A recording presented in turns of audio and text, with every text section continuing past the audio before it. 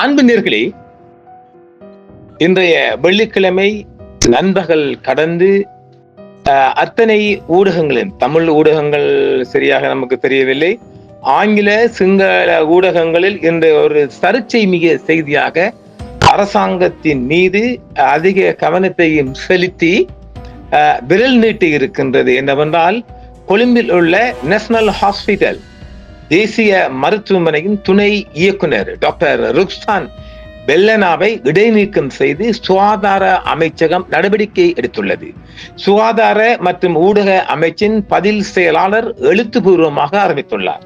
மேலும் ஒப்புதல் அவர் மீது என்ன சொல்லுகின்றால் குற்றச்சாட்டு என்றால் ஒரே ஒரு குற்றச்சாட்டு தான். மேலும் ஒப்புதல் இல்லாமல் ஊடகங்களுக்கு அறிக்கைகளை வெளியிட்ட குற்றச்சாட்டின் பேரில் இந்த முடிவு எடுக்கப்பட்டதாக தெரிவிக்கப்பட்டிருக்கின்றது. அதாவது இது ஒரு நீண்ட விடயம் இருந்தாலும் இப்பொழுது நாம் ஷார்ட் அண்ட் ஸ்வீட்டாக சொல்ல போகணும் என்றால், Colombo national hospital acting deputy director, ஆமா டிடிஏ தான் இருக்கணும், டாக்டர் துணை இயக்குனர் டிடிஏ தான் இருக்கிறார். அவரை தான் இவங்க பதவி நீக்கம் செய்திருக்கிறார்கள். அது நாம் நிறைய செய்தி. இவர் மீது சொல்லுகின்ற குற்றச்சாட்டு என்னவென்றால், கோட் என்றால் ஸ்தாபன கோவை சட்டம், ஈஸ்டபிளிமெண்ட் கோட் சொல்லுவோம் இல்லையா, அரச ஊழியர்களுக்கு கோட் தான் கூடுதலாக பாதிக்கப்படும். போலீஸுக்கு வேறு, படைகளுக்கு வேறு, நிதி ஒவ்வொரு மாறுபடும் இல்லையா. சிவில் அதிகாரிகளுக்கான கோட் தரவை இவர் சட்டத்தை மீறி இருப்பதாகவே அந்த செக்ஷன் எல்லாம் போட்டிருக்கிறாங்க. அது இப்ப நமக்கு தேவையில்லை, செக்ஷன் நம்மகிட்ட இருக்குது, நீண்ட செய்தி என்பதால் செக்ஷன் எல்லாம் தேவையில்லை. ஆனால் இவர் அரசு ஒப்புதல் இல்லாமல் அவர் மேலதிகாரி என்ற செக்ரட்டரி, சுகாதார அமைச்சின் செயலாளரின் அனுமதி இல்லாமல் ஊடகங்களுக்கு கருத்து தெரிவித்ததாக அரசாங்கம் சொல்ல குற்றச்சாட்டு இல்லை. நாம நிறைய கொண்டு வந்திருக்கிறோம். நிறைய நாம் எல்லா இடங்களிலும் புகுந்து 2 மணி நேரமாக புகுந்து நாம் உண்மையான செய்திகளை கொண்டு வந்திருக்கிறோம். தீர்மானிப்பது நீங்கள். ஏனெனில் அரசாங்கம் மீதுதான் இது முற்றுமுழுதையான குறைபாடு இருப்பதாக நான் காண்றேன். சுகாதார அமைச்சர் ஊடாகத்தான் நாம தைரியமா சொல்லலாம். இது சுகாதார அமைச்சர் டாக்டர் சுகாதார அமைச்சருக்கு தான் இது முழு பொறுப்பும் வரப்போகின்றது. ஜேபிபி சூப்பர் லீடர் அண்ட் ஜனாதிபதி இதுகளில் கூடிய கவனம் செலுத்தவில்லை என்றால் மிகப்பெரிய ஒரு பின்னடைவுக்கு இது வழிவகுக்கும். ஏனெனில் நமக்கெல்லாம் தெரியும், அனில் ஜெயசிங்க யார், அவர் தான் இப்ப டைரக்டர் ஜெனரல் நினைக்கிறார். இதுல எங்க இப்ப இருப்பார், அவர் தான் இருக்கிறார் டைரக்டர் ஜெனரல். அவர் தான் கொரோனா காலங்கள்ல முஸ்லிம்களின் பொடிகளெல்லாம் எரிக்க வேண்டும் என்று ஒற்றை காலில் நின்றவர். நாம் மீண்டும் இவருக்கு நியமனம் வந்த போதே நாம் இவர் குறித்து ஒரு செய்தியை காணொலி தந்திருக்கின்றோம். இப்போது இவருக்கு எதிராகத்தான் இந்த குற்றச்சாட்டுகள் வருகின்றது. இந்த டாக்டர் பெலேனா நிறுத்தப்பட்டதற்கான காரணமாக நாம செய்திக்குள்ள போயிட்டு அப்பப்ப சொல்லுவோமா, உள்குத்து, இது நிறைய உள்குத்துங்களா, நிறைய உள்குத்துல நாம சொல்லத்தான் போறோம். இது நிறைய இவரில் புலை இருப்பதாக நான் படல. அதாவது டாக்டர் பெலேனா மீது குற்றம் இருப்பதாக நமது ஆய்வின் ஊடாகவும் நமது புலனாய்வின் ஊடாகவும் அவர் மீது குற்றம் இல்லை என்று நாம் சொல்லலாம். ஒன்று குற்றம் இருக்கு, அதை நாங்க சொல்லித்தான் போறோம். சரி, செய்திக்குள்ள செல்வோம். மேலும் ஒப்புதல் இல்லாமல் ஊடகங்களுக்கு அறிக்கைகள் வெளியிட்ட குற்றச்சாட்டின் பேரில் தான் இந்த முடிவு எடுக்கப்பட்டதாகவும் தெரிவிக்கப்பட்டிருக்கிறது. முதல் கட்ட விசாரணைகளில் பொறுப்பான பதவியில் இருந்த அரச மருத்துவ அதிகாரியாக இருந்த டாக்டர் பெலேனா முன் அனுமதியின்றி ஊடகங்களுக்கு அறிக்கைகள் வெளியிட்டது தெரிய வந்ததாக அமைச்சின் கடித தலைப்பின் கீழ் ஒரு முறையான கடிதம் வெளியிடப்பட்டிருக்கிறது. மினிஸ்டர் ஹெல்த் லெட்டர் ஹெட்ல இருந்து வெளியாயிருக்கு, உள்ளுக்கு வருகிறது, எல்லாம் பாருங்க.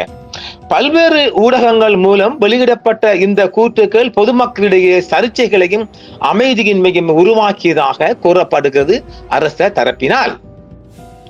இருப்பினும் அரச மருத்துவ அதிகாரிகள் சங்கத்தை GMO தலைவருமான இவர் ஒரு அவங்களோட கவர்மெண்ட் மெடிக்கல் ஆபீசர் தலைவராக இருக்கின்றார். நல்ல ஒரு விடயம், விடமாட்டார். தலைவருமான டாக்டர் ருக்ஸான் பெலேனா தேசிய மருத்துவமனையில் நடைபெறும் கடுமையான மோசடி மற்றும் ஊழலை வெளிப்படுத்தியதற்காக பழிவாங்கும் செயலாக தன்னை இடைநீக்கம் செய்ய தயாராகி வருவதாக கடந்த வாரம் ஏழியாவே இவர் ஊடகங்களுக்கு சொல்லிட்டார். எவ்வளவு கெட்டித்தனம் பாத்தீங்களா? அரசாங்கம் இந்த மாதிரி ஒரு முடிவை என் மீது எடுக்க போறாங்கன்றதுக்காகத்தான் இவர்கிட்ட அதை மீடியாவில் கொண்டு வந்திருக்கிறார். இது அவர் செஞ்சது. இப்ப ஏற்கனவே வேறு வேறு விடயங்கள்லாம் கொண்டு வந்து இல்லாம இவர் மீது ஒபிஷியல் ஆக்ஷன் எடுக்க போறாங்கன்னு தெரிஞ்சு என்ன இவங்க பதவி நீக்கம் செய்ய போறாங்க, நான் ஊழலைத்தான் கொண்டு வந்தேன் ரெண்டு அடிச்சார் அந்தல் பால்டி. இது எப்படி இருக்குது? இதுவும் ஒரு பிள்ளை, அவரை பிள்ளை தானே. நீ ஏற்கனவே பல விடயங்களை ஊடகங்களுக்கு கொடுக்காம இந்த விடயத்தை மட்டும் நெய்னா அரங்கேற்றிருக்கிறாண்டால் எந்த மாதிரியான ஆக்களை வச்சுக்கிறோம் பாருங்களேன். இந்த சம்பவம் குறித்து பாராளுமன்றத்தில் 19ஆம் தேதி இன்று கருத்து தெரிவித்த எதிர்கட்சி தலைவர் சஜித் பிரேமதாச இதுக்கு ஒரு கடுமையான அநீதி என்று கூறினார்.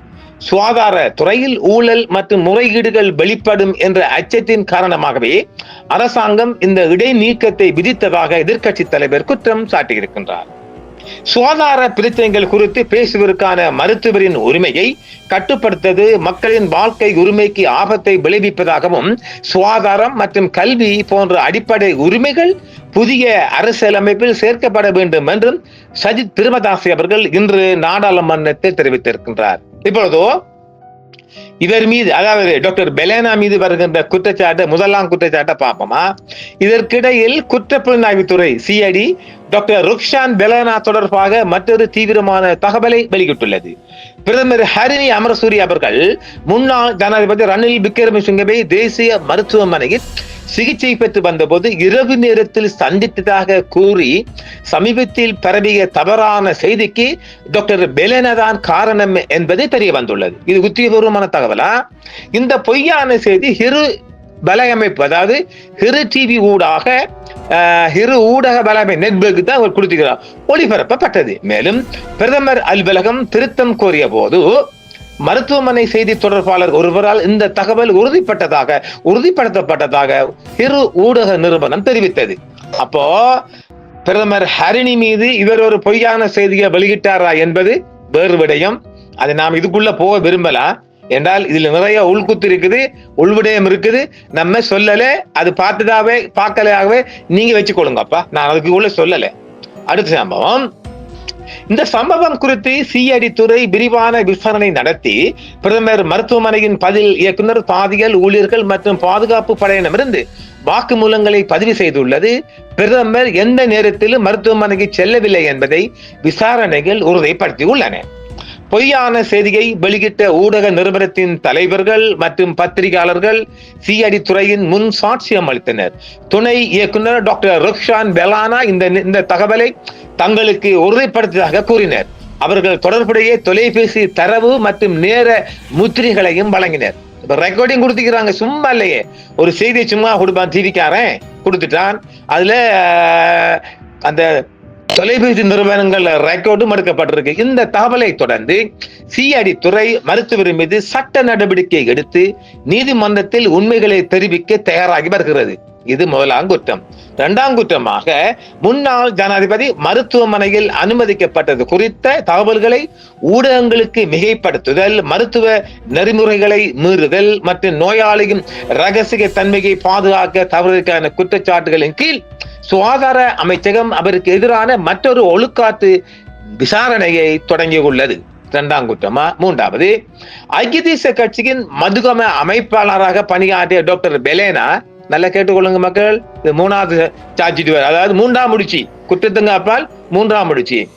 பெலேனா ஒரு மருத்துவ நிபுணரை விட ஒரு அரசியல்வாதியை போல் நடந்து கொண்டதாகவும் குற்றம் சாட்டப்பட்டுள்ளது. இருப்பினும் சமீபத்தில் ஒரு யூடியூப் சேனலில் பிரதமர் மருத்துவமனைக்கு சென்றதாக கூறப்படும் சம்பவம் குறித்து கருத்து தெரிவித்த அவர் அதை ஒரு வதந்தியாகவும் கேட்டதாகவும் தனக்கு தெரிந்தவரை அது ஊடகங்களில் வெளிப்பட்ட பொய் என்றும் கூறினார். அவிச்சுட்டாரா? டாக்டர் பெலேனாவின் இடைநீக்கத்துக்கான காரணம் ரணிலின் உடல்நிலை குறித்து ஊடகங்களுக்கு அறிக்கை வெளியிட்டதற்காக அந்த அறிக்கை நீண்ட காலத்துக்கு முன்பே இடைநிறுத்தப்பட்டிருக்க வேணும். இப்ப நம்ம ஒரு விடயத்துக்குள்ள ஆராய்வோமா, அதாவது இப்ப இந்த குற்றச்சாட்டுகள் ரணிலுக்கு ஆதரவாக, ரணிலுக்கு ஆயுதம் இல்லாத பொல்லாத நோயெல்லாம் இருப்பது அறிக்கையும் கொடுத்து எல்லா தில்லாலங்கடி வேலையும் பார்த்து டாக்டர் பெலேனா பார்த்தாரு.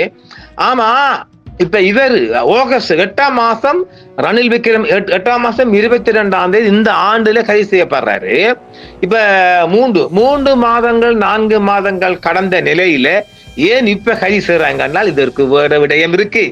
அந்த விடயத்தான் இப்ப நாம் அள்ளி வந்திருக்கிறோம். இப்ப ரணிலுக்கு இவர் இவ்வளவு உதவினார் என்ற வகையில அவர் ஆகஸ்ட், செப்டம்பர், அக்டோபர்ல இல்லையா அவரை டிஸ்மிஸ் பண்ணிருக்கணும். ஏன் இப்ப பண்ணினீங்க? எங்கதான் நிக்கிறான் சந்திரன்? அப்புறம் நீங்களும் கேட்க போறீங்க யாடா சந்திரன். அந்த சம்பவத்திற்கு 4 மாதங்களுக்கு பிறகு ருக்ஷான் பெலனாவின் இடைநீக்கம் அதன் பின்னணியில் இன்னும் ஒரு உள்குத்தும் இருப்பதாகவே நாம் வெளிப்படுத்துகின்றோம். அந்த கதை வேறு யாரும் அல்ல, சுகாதார வரலாற்றில் மிகப்பெரிய ஊழல் வழக்கு தொடர்பாக ருக்ஷான் பெலனா லஞ்ச ஒழிப்பு ஆணையத்தில் புகார் அளித்துள்ளார். அவர் கடந்த மே மாதம் புகார் அளித்துள்ளார். அந்த புகாரில் குற்றம் சாட்டப்பட்டவர்கள் அனில் ஜெயசிங்க மற்றும் ஹேமாஸ் நிறுவனம்.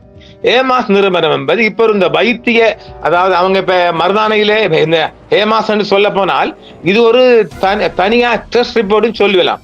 அதாவது இந்த வைத்திய பரிசோதனை இருக்கு இல்லையா, அதற்கான மெஷினரி இறக்குற, அதுக்கான ரிப்போர்ட் கொடுக்கிற, இப்படி பல வகையான விடயங்கள் இந்த ஹேமாஸ் நிறுவனம் செயல்படுது. அப்ப அனில் ஜெயசிங்க இந்த ஹேமாஸ் நிறுவனத்துடன் இணைஞ்சு கொண்டு மாஃபியா வேலை பார்க்கறாம். இதுதான் இங்க இருக்கிற உண்மையான விடயம். அனில் ஜெயசிங்க போதைப் பொருள் மாஃபியாவின் தூண். அவர் ஆட்சிக்கு வரும் எந்த ஒரு அரசாங்கத்திற்கும் மருந்து மாஃபியாக்களுடன் தொடர்போடுகளை உருவாக்கக்கூடிய ஒரு முகவரா. இது எப்படி இருக்குது? ஜெயசிங்க மீதான குற்றச்சாட்டுகள் தணிக்கை அதிகாரிகளால் நிரூபிக்கப்பட்டுள்ளன. கொரோனா காலத்தில் ஆன்டிஜன் கிட்களை வாங்குவது உட்பட பில்லியன் கணக்கான ரூபாய் ஊழல்களிலும் ஜெயசிங்க குற்றம் சாட்டப்பட்டவர். அவர்கள் இப்போது காலத்தின் மணலால் மூடப்பட்டிருக்கிறார்கள். இது எப்படி இருக்குது?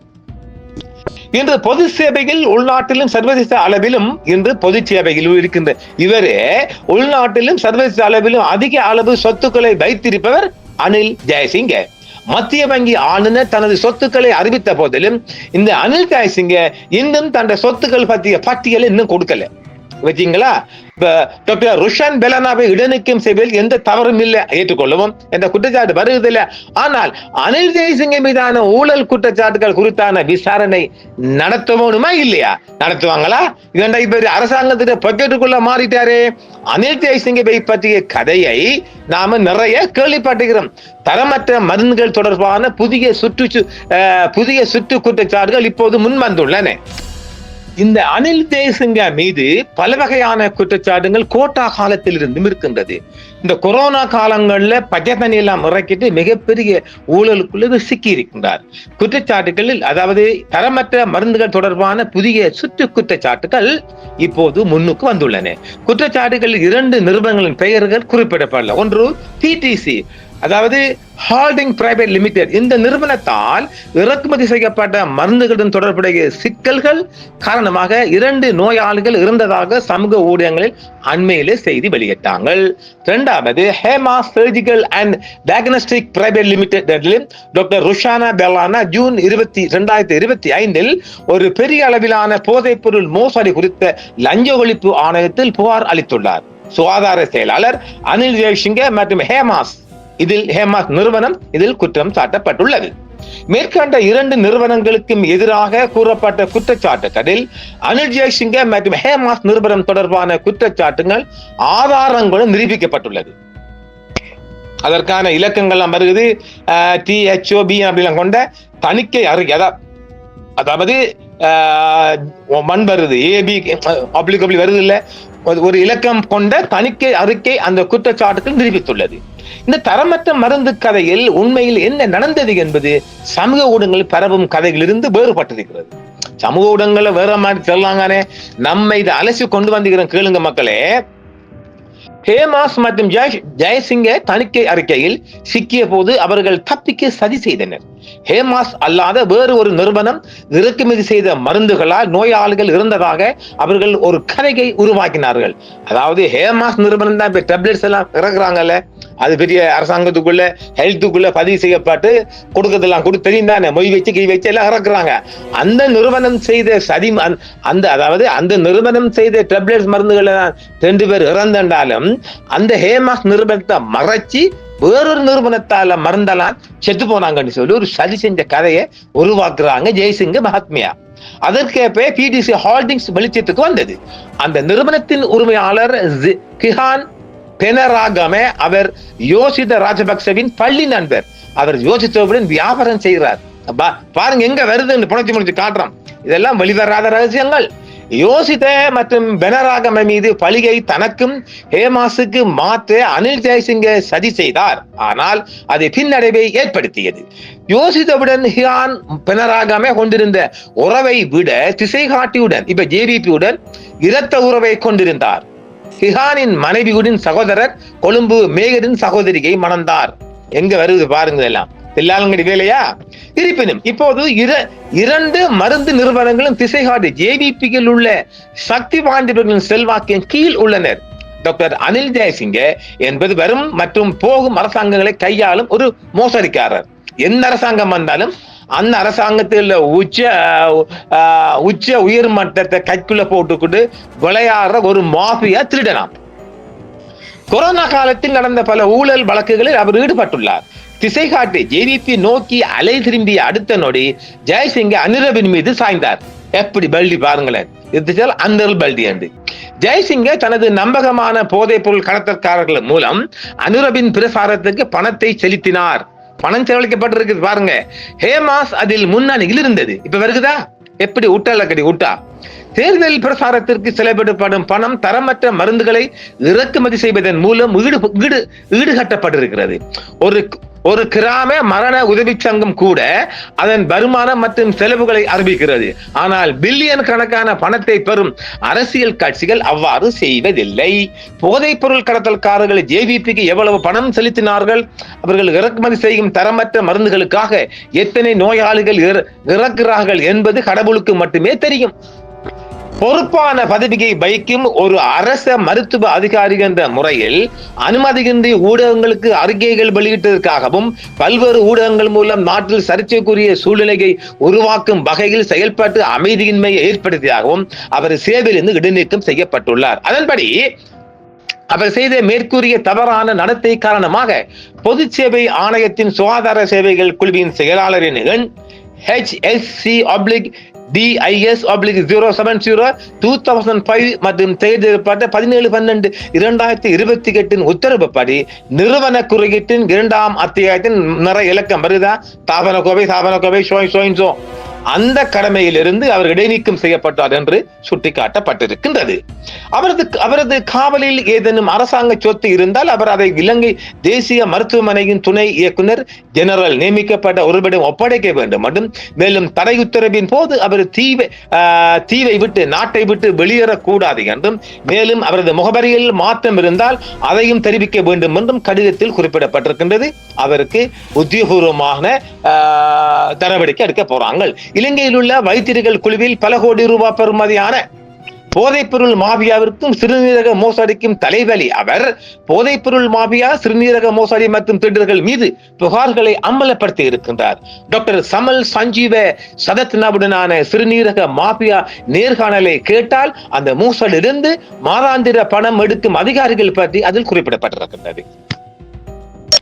அது சரி, ஆனால் இந்த பெல்லனா பையன் ஒரு குண்டர், இந்த மருத்துவர் ஏன் ஊடகங்கள் அறிக்கைகள் வெளியிட முடியாது என்றும் கேட்கப்படுகிறது. ஆக டாக்டர் பெலேனா மீது ஒழுக்குத்து 2-3 இருந்தாலும் மிகப்பெரிய புதையல் கிளம்பும் விராலே.